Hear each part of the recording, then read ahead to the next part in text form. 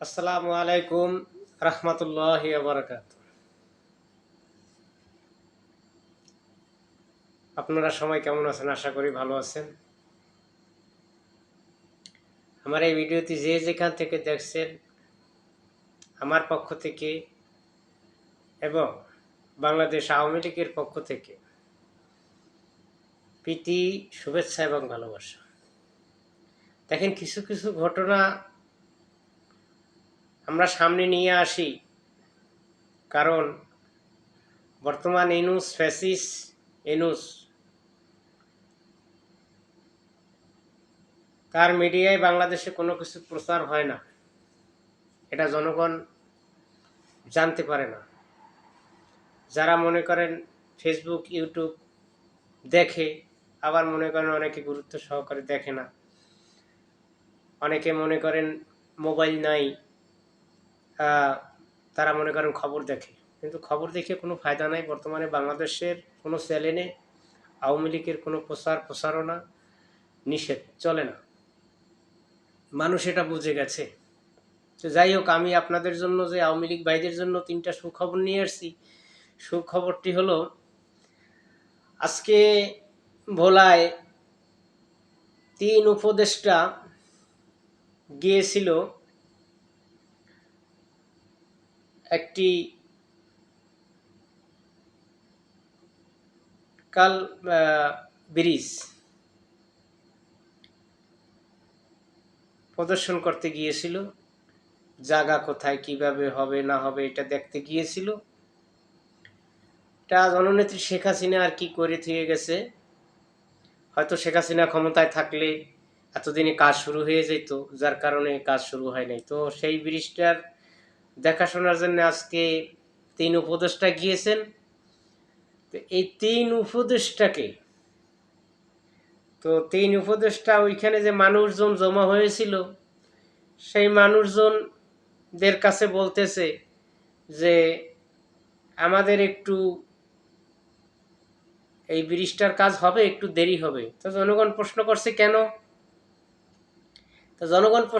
কেন?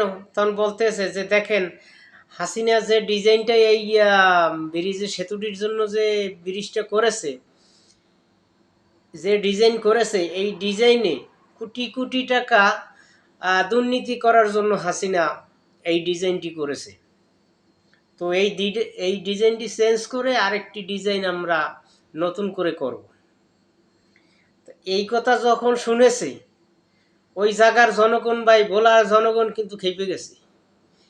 খেইপা যাইয়া মনে করেন উপদেষ্টারে ভাই, 3 উপদেষ্টারে ধরছে জড়াইয়া গড়াইয়া। ধরার পরেই এই মনে করেন পুলিশ ছিল, আপনার সেনাবাহিনী আনছে, র্যাব আনছে, আনসার তো আছে। তো এদেরকে মোটামুটি থাপড়াইয়ে ভাই এই 3 উপদেষ্টারে বাঁচাইয়া তারা আর ভাই সড়ক পথে আবার আর সাহস পায় নাই।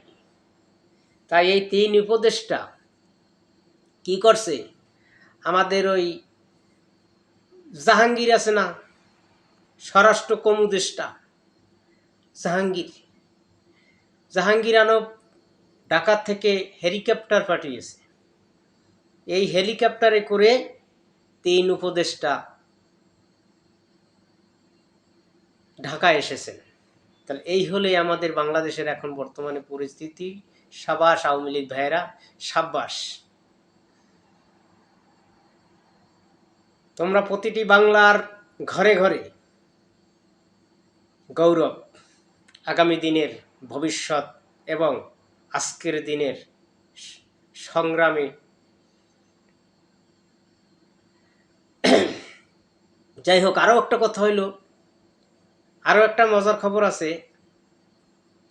সেটা হলো, আপনারা জানেন আমাদের লকডাউন 13ই নভেম্বর সফল হয়েছে, এবং এই লকডাউন তারা যত বাহিনী নামিয়েছে সফল করতে, তারা সফল হয় নাই।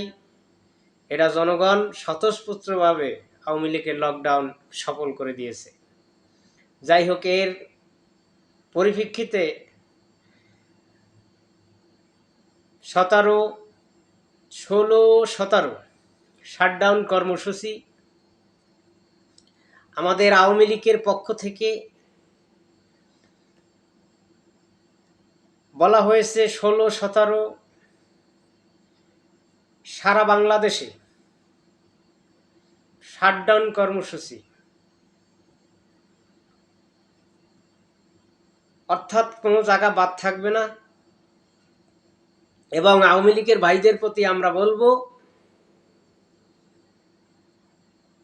কোনো মানুষকে আঘাত করবেন না, কোনো মানুষ যেন হয়রানির শিকার না হয়। কোনো রুগী, মহস্য রুগী যদি কোনো অ্যাম্বুলেন্সে থাকে অবশ্যই তাকে যেতে দিবেন।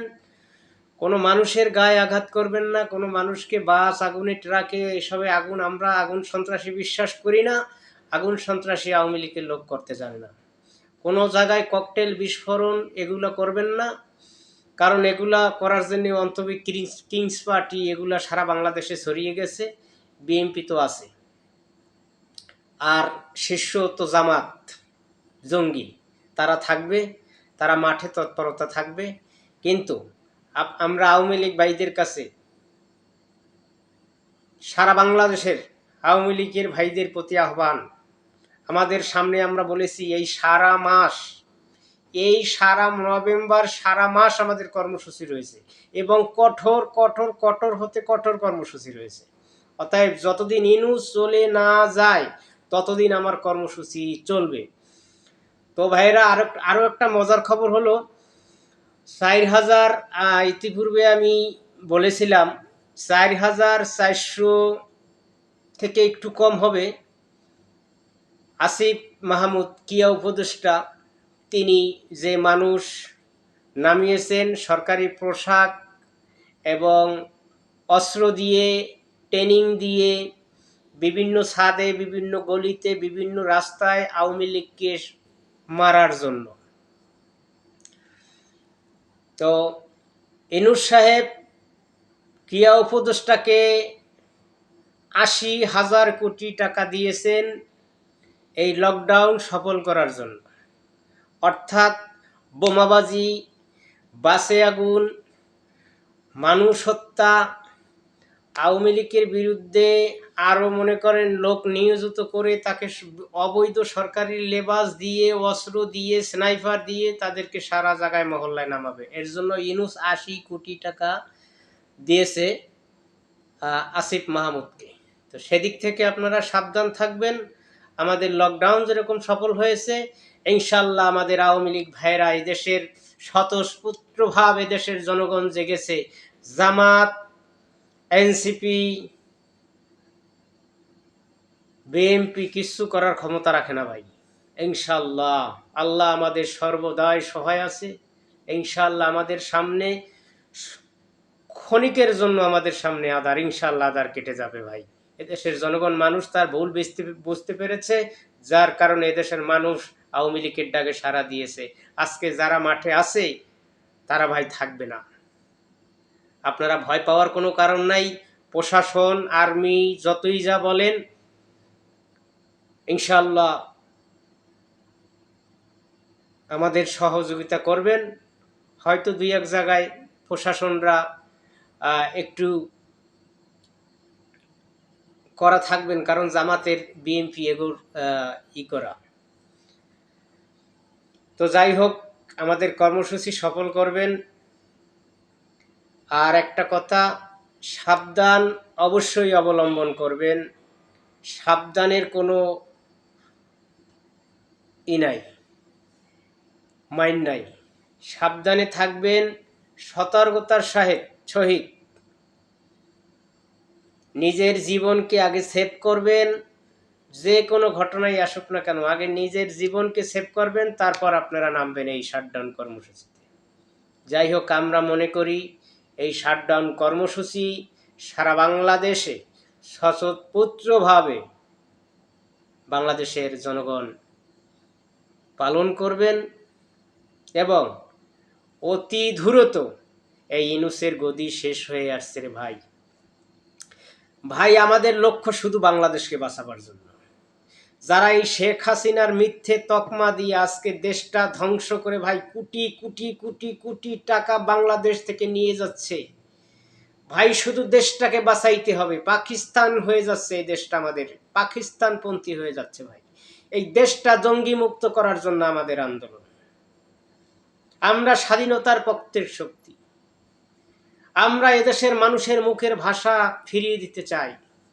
এদেশের কণ্ঠ আজকে যারা গলা চিপে উপরোধ করতে যায়, আপনারা আজকে রাস্তায় দেখেছেন, একটা আওয়ামী লীগ পেলে সেই একটা আওয়ামী লীগকে পিটাচ্ছে আর বলছে একটা একটা লীগ ধর, ধরে ধরে জবই কর। প্রিয় সংগ্রামী সাথী ও বন্ধুগণ আমার, আপনারা অবশ্যই